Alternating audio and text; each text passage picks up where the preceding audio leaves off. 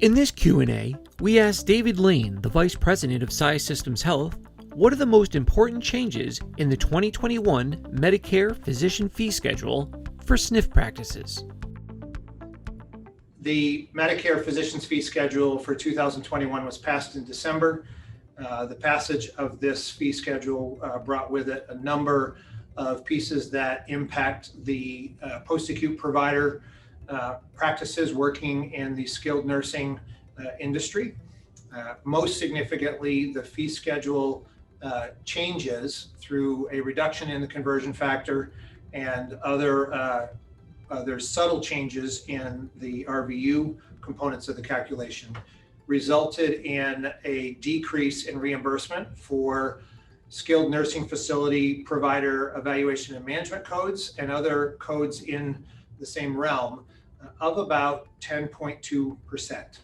This was substantial in this industry, and there was a lot of pushback from the provider community and ultimately through the legislative community.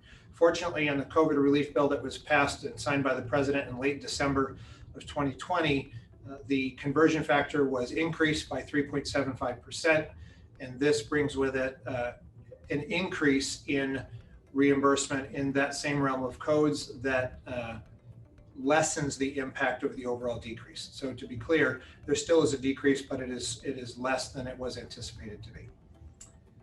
Second, and positively, one of the things that this fee schedule regulation did was to relax or change, I should say, change the frequency with which telemedicine, telehealth services can be billed through the post-acute industry. So specifically, the CPT codes that are used by skilled nursing post-acute providers, the 99304 to 99310 codes, they had limitations of frequency where a provider could only use them once in 30 days.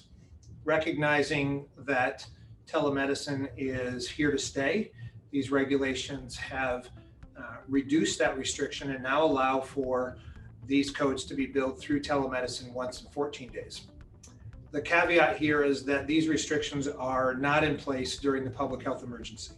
So once the public health emergency is lifted, these codes, the restrictions on these codes will come back into play, and this change in the frequency requirement will be enforced. The third impact positively in this fee schedule was the recognition that many services may not be provided by video telemedicine. And so an audio-only code was created for Medicare services particularly. It is a temporary G code, G2252, and it is designed to be billed when there's an interaction between a provider and a patient that lasts between 11 and 20 minutes and is centered on medical discussion and decision making. So this is certainly an improvement. And then last, there have been other improvements in the overall acceptance of telemedicine in the fee schedule. A number of codes have been added to the permanent telemedicine list that is outlined by Medicare, and also a number of services have been added to a new category of temporary services that are allowable during the public health emergency and will be reevaluated at a future date for inclusion in the permanent telemedicine list. For more information on the Medicare Physician Fee Schedule, visit Sci Systems Health today.